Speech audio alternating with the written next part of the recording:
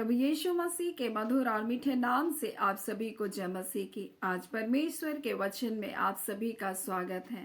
परमेश्वर पिता आज अपने वचनों के द्वारा आप सभी को बहुत आयत से आशीष को दे। पिता परमेश्वर आज अपने वचनों के द्वारा आपसे बोले और बातचीत करते रहे।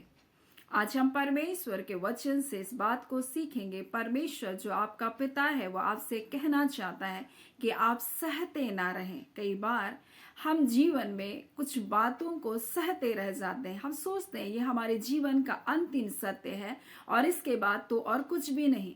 परंतु परमेश्वर जो आपका पिता है वो आपसे कहना चाहता है, वो आपके दुखों को देखकर निराश होता है। आप जो अपने जीवन में दुखों और निराशा और हताशाओं से होकर गुजरते हैं, ये पिता को नहीं भाता।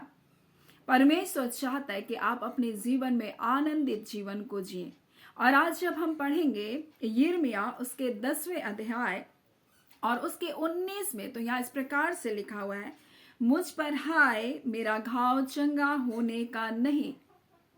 फिर मैंने सोचा यह तो रोग है, इसलिए मुझे इसे सहना चाहिए। मेरे प्रियो, कई बार आप ऐसा मान बैठते हैं कि ये रोग अब चंगा होने का नहीं, ये पीड़ा अब जाने की नहीं, ये जो तकलीफ मेरे जीवन में आ गई है ये बदलेगा नहीं। आप इसको अंतिम सत्य मानकर चलने लगते हैं, आप इसको सहने लग जाते हैं। मेरे प्रिय, हो सकता है कई बार आपका विवाह नहीं चला होगा, आप तलाक से होकर गुजरे होंगे।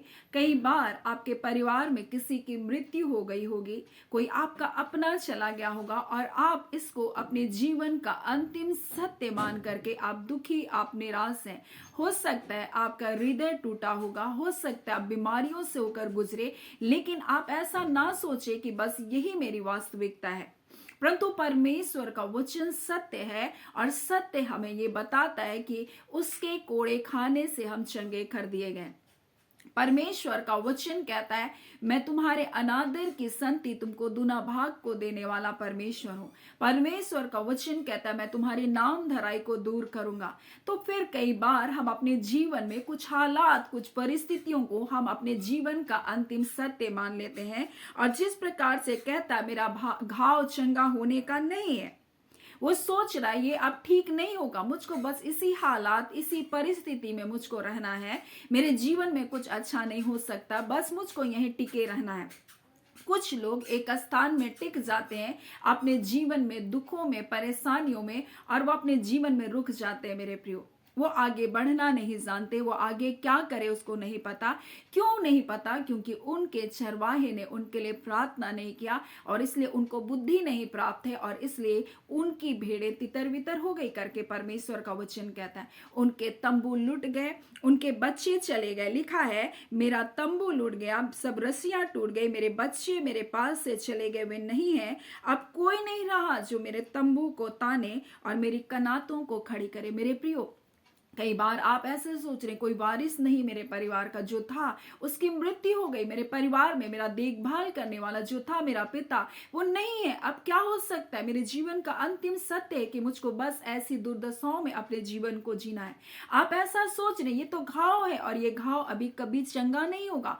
आप इसको अपने जीवन की वास्तविकता समझ बैठे हैं, परंतु मैं आपसे कहना चाहती हूँ ये आपके जीवन की वास्तविकता हो सकती है लेकिन सत्य नहीं है। मेरे प्रियो, और सत्य परमेश्वर का वचन है और परमेश्वर पिता आपसे प्रेम करता है। वो आपका पिता है, आपकी देखभाल करने वाला, आपका चंगा करने वाला परमेश्वर है। आप कैसी हालात, कैसे परिस्थितियों से होकर गुजर रहे हैं मैं नहीं जानती, लेकिन मैं आपसे कहना चाहती हूँ वो आपका पिता और वो आपसे प्रेम करता है। वो आपका चट्टान है, वो आपका उद्धार करने वाला परमेश्वर, वो आपसे प्रेम करता है और नहीं चाहता कि आप उन दुखों में, उन पीड़ाओं में, उन तकलीफों में आप जीवन भर पड़े रहें। कुछ लोग कई स्थिति परिस्थितियों के कारण उनके जीवन में तलाक हो जाता है।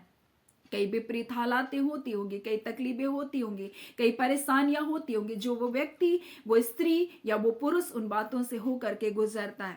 कई बार हम उनके जीवन को देखकर न्याय करते हैं, लेकिन परमेश्वर ऐसे लोगों के जीवन के लिए भी कह रहा है। परमेश्वर आज ऐसे परिवार के बारे में भी कह रहा है जिनका परिवार में किसी की मृत्यु हो गई। हो सकता है उनका परिवार का जो वारिस था वो खत्म हो गया, हो सकता है उनके परिवार में जो उनकी देखभाल करने वाला खत्म हो गया, हो सकता है आपका दिल टूट गया, आपको किसी ने धोखा दे दिया, आप अपने जीवन में नाना प्रकार की समस्याओं से होकर गुजर रहे, हो सकता है आपका बिजनेस में बड़ा नुकसान हो गया, हो सकता है आपकी नौकरी चली गई, हो सकता है आपके जीवन में कुछ ऐसा भारी नुकसान हो गया और आप ये मानकर बैठे हैं कि ये मेरा घाव जो है चंगा होने का नहीं है। परंतु परमेश्वर कहता नहीं, मैं तुम्हारे घाव को चंगा करूंगा, मैं तुम्हारा चंगा करने वाला परमेश्वर हूं। और आप ऐसा सोच बैठते हैं कि परमेश्वर मुझको इसको सहना है। परमेश्वर कहता नहीं, तुम्हें इसे सहना नहीं होगा। और यहाँ पर परमेश्वर का वचन हमें कुछ बातों को बताता है, क्योंकि उनके चरवाहे पशु सरीखे हैं, वो यहोवा को नहीं पुकारते, यानी कि जो उनकी अगुवाई करने वाले उनको सत्य के बारे में नहीं बताया कि उनका परमेश्वर है जो उनके घावों को चंगा करने वाला परमेश्वर है। एक है जो उनसे प्रेम करता है, एक है जो उनके लिए उद्धार की योजना को बनाया। हो सकता है आप अपने जीवन में पापों में गिर गए, कुछ ऐसी गलतियों के कारण परमेश्वर का ये दंड आपके जीवन में आ सकता है। मेरे प्रियो, मैं हर बार ये नहीं कहती कि सिर्फ आपके जीवन में गलतियों के कारण ये होता है। कई बार अमूर्ततापूर्ण भी कार्य को करते हैं और उसके कारण भी हमारे जीवन में कई नुकसान होता है। परंतु परमेश्वर का वचन इस प्रकार से कहता है, उनके चरवाहे यहोवा को नहीं पुकारते और बुद्धि से नहीं चलते, इसलिए उनकी सब भेड़ें तितर बितर हो गई। आप जब यिर्मयाह इसके 30 अध्याय को पढ़ेंगे और उसके 15 से, तो इस प्रकार से लिखा है कि तू अपने घाव के मारे क्यों चिल्लाती है। कुछ लोग अपने जीवन में उन घावों के कारण चिल्ला रहे हैं, परेशान है, रो रहे हैं, और वो कहते मेरी पीड़ा की कोई औषधि नहीं पा। आप कह रहे हैं कि परमेश्वर मेरे घाव का कोई इलाज नहीं, मैं जिस स्थिति परमेश्वर परिस्थिति से होकर गुजरी शायद इसका और कोई इलाज नहीं, मैं इतने वृद्ध हो गई हूँ, इतने उम्र हो गया है परमेश्वर, और मेरा परिवार, मेरे बाल बच्चे मुझको छोड़कर चले गए, मैं अकेले हूँ, मैं अनाथ हूँ। लेकिन परमेश्वर अपनी प्रतिज्ञा को आपके जीवन में दिया, अपने वचन को आपके जीवन में दिया। वो परमेश्वर विश्वास योग्य परमेश्वर, वो आपको नहीं छोड़ेगा। हो सकता है आपके बाल बच्चों ने आपको अकेला छोड़ दिया हो सकता है आप अपने परिवार में अकेली जिंदगी को जी रहे हैं, आपकी देखभाल करने वाला कोई नहीं मेरी माँ, आपका देखभाल करने वाला कोई नहीं मेरे पिता, लेकिन वो परमेश्वर आपके साथ बुढ़ापे में भी वैसा ही रहेगा करके प्रतिज्ञा करने वाला परमेश्वर आपका है। आप सोच रहे मैंने उनकी देखभाल की, मैंने अच्छी परवरिश की, आज मेरे बच्चे मुझको छोड़ दिए, अच्छी नौकरियों को कर रहे हैं, परंतु कोई मेरी देखभाल नहीं करता। आप ऐसा सोच रहे मेरे परिवार में मेरे भाई बहन सब कोई है, लेकिन आज मेरी देखभाल करने वाला कोई नहीं, लोगों ने मुझे दगा दिया, जिस पर मैंने विश्वास किया उन्होंने मुझे छोड़ दिया। आप सोच रहे ये घाव अब ठीक होने का नहीं। परमेश्वर का वचन कहता है तू अपने घावों के मारे क्यों चिल्लाती है, तेरी पीड़ा की कोई औषधि नहीं, तेरे बड़े अधर्म और भारी पापों के कारण तुझसे ऐसा व्यवहार किया गया। परंतु परमेश्वर कहता तूने गलती की, हो सकता है तूने कुछ गलत निर्णय को लिया, हो सकता है तूने अपने जीवन में कुछ ऐसे कार्य को किया जिसके कारण आज तुम्हारे जीवन में ऐसे आभारी दंड के जैसा जिंदगी को तुम जी रहे हो। लेकिन ये अंतिम सत्य नहीं है, परमेश्वर कहता है तुम इसको मत सहते रहो। परमेश्वर कहता है तुम उठो, परमेश्वर का वचन कहता है, और इसलिए उसका वचन कहता आओ हम यहोवा की ओर फिरें। जब होशे 6 और 1 को पढ़ते तो लिखा आओ हम यहोवा की ओर फिरें, क्योंकि उसी ने फाड़ा है वही चंगा करेगा, उसी ने मारा है और वही हमारे घाव पर पट्टी भी बांधेगा। तो हमको क्या करना है, हमें परमेश्वर की ओर फिरना है, हमें उसके पास चलने का निश्चय को करना, केवल सोचते न रहे। कई बार हम सोचते हैं कि हम परमेश्वर की निकटता में जाएंगे, आज वो दिन है मेरे प्रियो, अपने पूरे हृदय से परमेश्वर को पुकारे, उसे मनाने का प्रयत्न करें। और जब आप भजन संहिता को पढ़ेंगे तो इस प्रकार से भजन संहिता 119 के हम लोग जब 57 को पढ़ेंगे तो लिखा है इस प्रकार से, मैं यहोवा मेरा भाग है। मैं नहीं जानती आपके जीवन का भाग कौन है, लेकिन यहोवा परमेश्वर आपका भाग है। मैं आपको बताना चाहती हूँ, मैंने तेरे वचनों के अनुसार चलने का निश्चय किया। वो कहता मैंने निश्चय किया, वो सिर्फ सोचा नहीं, उसने सोचा, फिर उसने अपने चाल चलन के बारे में सोच करके निश्चय किया। मेरे प्रियो, कई बार हम सोचते नहीं अपने बारे में, हम अपने चाल चलन के बारे में सोचते नहीं और सोचते हैं परमेश्वर ने मेरे साथ ऐसा क्यों किया, परमेश्वर ने मेरे जीवन में ये दुख को क्यों दिया। अपने चाल चलन के बारे में सोचना है मेरे प्रियो, हमें परमेश्वर की ओर फिरना है, अपने चाल चलन के बारे में सोचना है, हमको निश्चय करना है कि हमको परमेश्वर के पास जाना है। और लिखा है, मैंने तेरी चेतावनियों का मार्ग लिया, मैंने पूरे मन से तुझे मनाया है, इसलिए अपने वचन के अनुसार मुझ पर अनुग्रह कर। यानी कि उसने पूरे मन से परमेश्वर को मनाया, क्योंकि वही परमेश्वर है जो उसने घायल किया वही आपको चंगा करेगा। जब ऐसा आप पश्चाताप करके उसकी ओर आते हैं, अपने मन को फिराते हैं, पापों को छोड़ देते हैं, पुरानी जिंदगी को छोड़कर आने का आप निश्चय करते हैं, अब जब उसके मार्ग पर आते हैं तो परमेश्वर का वचन इस प्रकार से कहता है, परंतु जितने तुझे खाए लेते हैं वे आप खाए जाएंगे। परमेश्वर कहता है जब आप पश्चाताप करके पूरे मन से परमेश्वर को मनाते हैं, उसके पास लौट कर आते, पुरानी जिंदगी को छोड़कर, परमेश्वर कहता है कि जितने तुझे खाए लेते हैं वे आप खाए जाएंगे, जितने तुझे लूटने वाले आप लूटे जाएंगे, जितने तेरा धन छीन लेते हैं उनका धन मैं छीनवाऊंगा। परमेश्वर कहता है मैं तेरा इलाज करके तेरे घावों को चंगा करूंगा। यहोवा की यह वाणी है, तेरा नाम ठुकराई हुई नहीं पड़ा है। बोला तेरा नाम ठुकराई हुई पड़ा तो है, परंतु परमेश्वर कहता है वो हमारी चिंता करता है। हो सकता है आज आपको लग रहा है कौन मेरी चिंता करता है, आप ठुकराए हुए होंगे, आप छोड़े हुए होंगे, आप त्यागे हुए होंगे, लेकिन परमेश्वर कहता है मैं तेरे घावों को चंगा करूंगा, मैं तुम्हारी चिंता करता हूं, मैं तुम्हारी देखभाल करूंगा। परमेश्वर कहता है मैं याकूब को उसके तंबू में बोलता है तंबू को बंधुआई से, मैं याकूब के तंबू को बंधुआई से लौटाता हूं। परमेश्वर, हो सकता है आप बंधुआई का जिंदगी को जी रहे, परमेश्वर आपको लौटा कर ले आएगा, परमेश्वर आपको फिर से बसाएगा, परमेश्वर आपके खंडरों को फिर से बनाएगा। ये परमेश्वर की प्रतिज्ञा, मैं तेरे घावों को चंगा करूंगा, मैं तुम्हारे खंडरों को बनाऊंगा और फिर खंडर रहेंगे। परमेश्वर का वचन कहता वो राजभवन के जैसा हो जाएंगे। परमेश्वर कहता मैं तेरे घावों का इलाज करूंगा। हो सकता है आप इधर उधर बहुत भटके, लेकिन मैं आज आपको बताना चाहती हूँ, आपका पिता आपसे कहना चाहता है तुम सहन मत करते रहो बीमारियों को, दुखों को, पीड़ाओं को। अपने जीवन का अंतिम सत्य मत मान लो। अंतिम सत्य परमेश्वर का जीवित वचन है, ये वचन में जीवन है और ये वचन आज मैं आपको देने के लिए है। ये वचन को अपने जीवन के लिए आप अंगीकार कीजिए, इस वचन को अपने जीवन का अंतिम सत्य मानकर चलिए। परमेश्वर आपके घाव को चंगा करने वाला परमेश्वर है। आपके घाव अंतिम सत्य नहीं, परंतु परमेश्वर का वचन अंतिम सत्य कि वो कहता है मैं तुम्हारे घावों को चंगा करूंगा। आप हो सकता है ठुकराए हुए होंगे, हो सकता है आपको लग रहा है मुझको कोई चिंता नहीं करता, परंतु परमेश्वर कहता मुझको तुम्हारा ध्यान है, मैं तुम्हारी चिंता करता हूं, मैं तुम्हारे दुखों को देखता हूं, मैं तुम्हारे दुखों को दूर करने वाला परमेश्वर। ये परमेश्वर का वचन है जो टला नहीं जा सकता, ये परमेश्वर का वचन है जो जीवन लेकर आता है। मेरे प्रियो, ये अंतिम सत्य परमेश्वर का वचन है। आपके दुख, आपकी पीड़ाएं, आपका चोट, आपका त्यागा जाना, आपका ठुकराया जाना, आपके जीवन का तलाक, विवाह विच्छेद, आपके जीवन में धोखा, बेईमानी, छल कपट, ये आपके जीवन का अंतिम सत्य नहीं। आपके जीवन का अंतिम सत्य यह है कि परमेश्वर आपसे प्रेम करता है और वो आपको बचाने के लिए अपना इकलौता पुत्र यीशु मसीह को दे दिया और उसके द्वारा आप जीवंत जीवन को जीने के लिए बुलाए गए।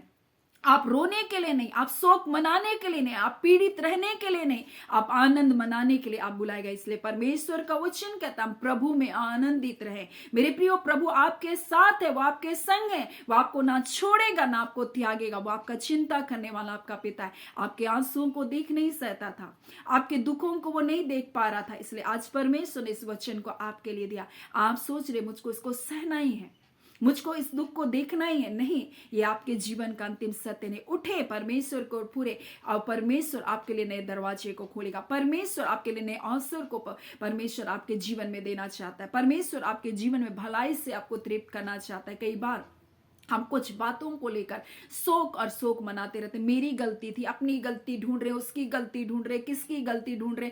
नहीं, ये शोक मनाने का समय नहीं है। ये घाव में जीने का अब समय नहीं है। उठे परमेश्वर की ओर और परमेश्वर से कहे, परमेश्वर जो आप करना चाहते वो मेरे जीवन में कीजिए। अगर ये बातें बंद होनी है, ये बातें मेरे जीवन से खत्म होनी है तो खत्म हो जाए प्रभु। और मेरे जीवन में अगर आप ऐसे नई शुरुआत को करना चाहते तो नई शुरुआत कीजिए प्रभु। अगर ये बातें मेरे जीवन में अगर आप सुधारना चाहते तो इन बातों को आप मेरे जीवन में सुधारिए और मुझको लेकर चलिए। आप मेरे लिए कार्य कीजिए। कई बार हम खुद से बहुत प्रयत्न करते हैं, परमेश्वर को कार्य नहीं करने देते। आमंत्रित कीजिए अपने जीवन में और परमेश्वर से कहिए, परमेश्वर आप मेरे जीवन में हस्तक्षेप कीजिए। उनके चरवाहे प्रार्थना नहीं कर रहे थे, इसलिए वो बुद्धिमानी से अपने लोगों को नहीं चरा रहे थे, क्योंकि परमेश्वर बुद्धि को देने वाला परमेश्वर। आप प्रार्थना कीजिए, परमेश्वर को पुकारिए, वो परमेश्वर आपको अपने मार्गों में चलने के लिए अगुवाई देगा, आपके लिए रास्तों को खोलेगा, आपके लिए अद्भुत कार्य को करेगा। सो परमेश्वर पिता इन वचनों के द्वारा आप सभी के जीवन को बहुत ऐसे आशीष को दे। आमीन। आइए हम प्रार्थना करेंगे। धन्यवाद देते हैं जीवते सच्चे सामर्थ्य पिता परमेश्वर, प्रभु यीशु मसीह के मधुर और मीठे नाम से अब आपके निकटता, आपकी हुजूरी में आते हैं। हम आपका धन्यवाद करते हैं खुदावन परमेश्वर। आप अद्भुत है, अलौकिक है, आप प्रेमी परमेश्वर है प्रभु। आप अपने बच्चों के दुखों को देख नहीं पा रहे थे पिता, जो प्रताड़ना पीड़ाओं से, शोक से, हाँ पिता परमेश्वर, असहायपन से प्रभु, हानि से, नुकसान से होकर गुजर रहे प्रभु और रो रहे प्रभु और सोच रहे प्रभु ये घाव अब चंगा होने का नहीं। परंतु खुदावन आपने अपनी प्रतिज्ञा वचन को अपने लोगों के लिए दिया परमेश्वर, इस प्रॉमिस वर्ड को प्रभु जी परमेश्वर दिया और परमेश्वर ये वचन इनके जीवन में जय और छुटकारे को लेकर आ रहा है प्रभु। आप इनके घावों को चंगा करने जा रहे प्रभु जी। आप परमेश्वर इनके लूटने वालों को आप लूटे जाएंगे प्रभु, आपने कहा परमेश्वर। हाँ पिता परमेश्वर प्रभु जी, आप अपने बच्चों को उजड़े हुए खंडरों को आप बनाने जा रहे प्रभु जी। हाँ पिता परमेश्वर, आप अपने बच्चों को बंधुआई से लौटा कर लेकर आ रहे, जो बंधनों में, अंधकार के बंधनों में, दासवतों के बंधनों में, शराब के बंधनों में, गलत आदतों के बंधनों में पड़े थे प्रभु, आज वो छुटकारे को पा रहे पिता। आपका धन्यवाद पिता, आपने प्रतिज्ञा वचन को दिया है प्रभु जी और ये वचन इनके जीवन में जो सत्य है प्रभु जी, जय को लेकर आ रहा है। हर एक तथ्य को परमेश्वर, हर एक संसारिक परमेश्वर, जो संसार दिखा रही बातों को परमेश्वर ये बदलने जा रहा है ये वचन पिता। आपका धन्यवाद देते पिता, ये वचन के द्वारा आप अपने लोगों से प्रभु जी आपने बातचीत किया और ना सिर्फ बातचीत किया परंतु ये वचन इनके जीवन पर जय को लेकर आ रहा है पिता। आप इनके घाव को चंगा करने जा रहे हैं पिता। हाँ खुदा, जो इनको पीड़ित कर रहे थे प्रभु, जो इनको दुख दे रहे थे प्रभु, आप कहते परमेश्वर वो पीड़ित होंगे प्रभु जी। हाँ पिता, जो इनको बंधुआई में रखे थे वो बंधुआई में जाएंगे, जो इनको लूट रहे थे वो लूटे जाएंगे प्रभु, आपने कहा परमेश्वर। आपका धन्यवाद देते प्रभु। आपने वचन संहिता में प्रभु जी आपने दाऊद को ऐसा प्रतिज्ञा किया, तेरा शत्रु तुझे तंग करने नहीं पाएगा, मैं तेरे सामने से तेरे शत्रुओं को नष्ट करूंगा। ओ रिबांदा खाला रिबा सीखी। आज परमेश्वर वो दुष्ट प्रभु शत्रु कई प्रकार से प्रभु जी कर्ज को, बीमारी को, परमेश्वर बंधन को, बंधुआई को आपके बच्चों के जीवन में हाँ पिता न्यायपूर्वक जुए को डाल रखा, आज ऐसे सारे बंधनों को हम तोड़ते हैं यीशु के नाम से पिता। आज बीमारी इनके जीवन का भाग नहीं है प्रभु, ये इनको सहेंगे नहीं प्रभु, तो इससे निकल रहे प्रभु, क्योंकि आपके कोड़े खाने से ये चंगे हो चुके हैं। आपने इनको जय को दे दिया। ये निर्बलों को आप बलवान करेंगे प्रभु जी, आपका वचन कहता है। मैं उनके शौक पर परमेश्वर प्रभु जी हाँ पिता परमेश्वर शौक करने वालों को शांति को दूंगा प्रभु, आपका वचन कहता है परमेश्वर। मैं खोई हुओं को ढूंढूंगा परमेश्वर, आपका वचन कहता है परमेश्वर। मैं निकाली हुई को ले आऊंगा परमेश्वर। मैं घायलों को मरहम पट्टी बांधूंगा प्रभु जी। मैं बीमारों को बलवान करूंगा, चंगा करूंगा प्रभु, आपने कहा परमेश्वर। निर्बलों को बलवंत करूंगा करके आपने प्रतिज्ञा को दिया। आज खुदान हो सकता है ये निर्बल है, आप अपने बच्चों को बल को दे रहे, हो सकता है ये निकाले गए हैं परमेश्वर पिता, परंतु आप फेर ला रहे परमेश्वर। हो सकता है ये खोए हैं परमेश्वर पिता, आज इसे ढूंढ रहे परमेश्वर वचनों के द्वारा पिता। आप उनके घावों को चंगा कर रहे पिता, आपका धन्यवाद देते। आप इनके तंबुओं को जो टूट चुका, जो उजड़ चुका प्रभु, आप फिर से बसा रहे प्रभु, आपका धन्यवाद। आप इनके खंडरों को राजमहल बना रहे पिता, आपका धन्यवाद। आज इस पिता परमेश्वर इस वचवाणी के वचनों को देने के लिए प्रभु, आपके लोगों के लिए आपका धन्यवाद। हाँ पिता, हाँ और आमीन के साथ आप इस प्रतिज्ञा, इस वचन को अपने लोगों के जिंदगी में पूरा किए, आपका धन्यवाद देते। धन्यवाद पिता, आपने प्रार्थना सुन लिया है। प्रार्थना यीशु के नाम से मांगते हैं, दया सुन अनुग्रह से ग्रहण कर लीजिएगा, आमीन। परमेश्वर पिता आप सभी को बहुत ऐसे आशीष को दें, आमीन।